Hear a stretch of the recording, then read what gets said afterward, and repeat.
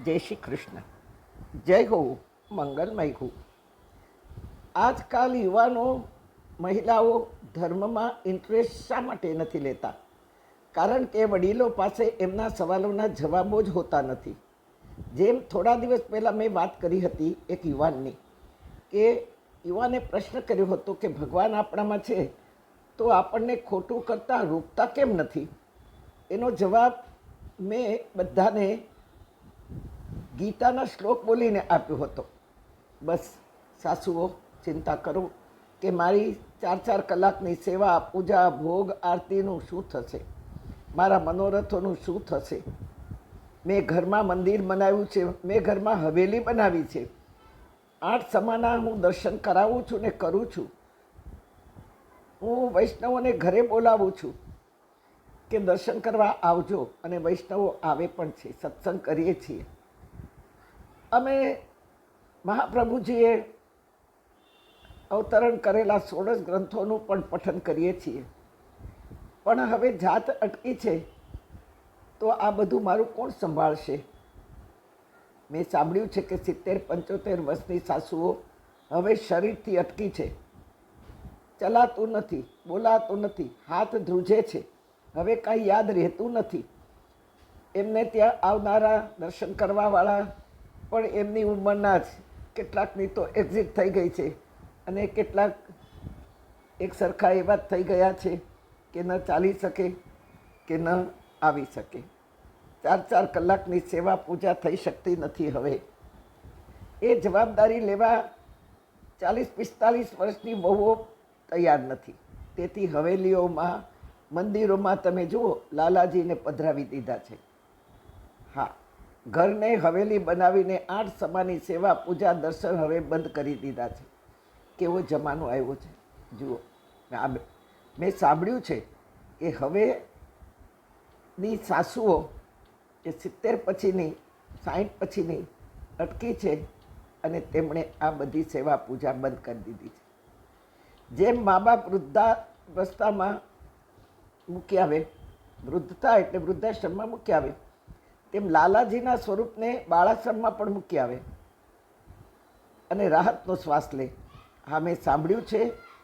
અને કહેનારા જે પોતે પાક્કા વૈષ્ણવ છીએ કહેતા હતા, તેઓએ જ મને વાત કરી છે કે શું થાય હવે, આપણાથી તો બને નહીં. હવેની વહુઓ કાંઈ બહુ માને નહીં, એની વહુઓને તો કોઈને પણ એમાં રસ નથી, એટલે મેં તો પછી લાલાજીને પધરાવી દીધા.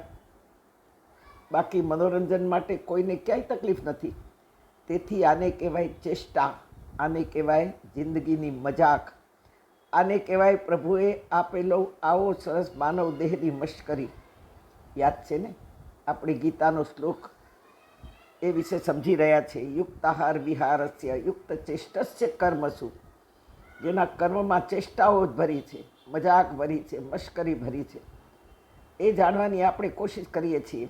તો આ છે જીવનની ગંભીરતા. હા, મને ફાવે તેવું હું કરું, મને અનુકૂળ હોય તેવું જ હું કરું, મને ગમતું જીવન હવે જીવવું છે.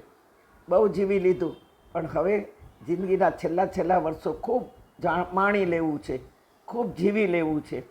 મને ફાયદો જ થવો જોઈએ.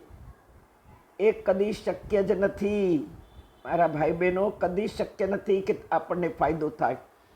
જીવન મજાક નથી, જીવન મજા કરવા માટે નથી, જીવન સજા માટે પણ નથી, પણ જીવન મર્યાદિત હોવું જોઈએ. ફાવે તેમ નથી જીવી શકતા. મને ગમતું હોય તેમાં સામાન્ય નુકસાન થતું હોય, અપમાન થતું હોય, તો ગમતાને મને અને કમને દબાવી દેવું પડે. મન મરજી નહીં ચાલે. Main is A social animal. પશુ પંખી પણ પોતાના જાતિઓમાં ફરજ બજાવે છે, એકબીજાને આશરો આપે છે, ખુશીમાં એકબીજા ભાગ લે છે. વ્યવહાર તો શું એ તેઓને ખબર નથી. તેઓનું આ સહજ વર્તન પ્રભુએ જ આપ્યું છે. એમને જોઈને આપણને પ્રેરણા મળે એવી બુદ્ધિ આપણને આપી છે. તેઓનો સહજ સ્વભાવ છે, પક્ષી એક જ વખત દાણા ચણશે, આખો દિવસ નહીં ચણે.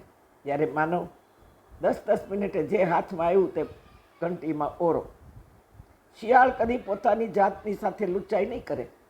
છલ કપટ નહીં કરે, પણ માનવ સૌથી પહેલું મા બાપ સાથે, ભાઈ બહેન સાથે, મિત્રો સાથે, સગાઓ સાથે જેટલું છલ કપટ થાય એટલું પહેલાં તો નજીકના સાથે જ કરે. દૂરના તો દૂર ખસી જાય, પણ નજીકના ઘણીવાર ખસી ના શકે. આટલું બધું સહન કર્યા પછી પણ વળગી રહેવું પડે, કારણ કે એકલતા કોઈને ગમતી નથી.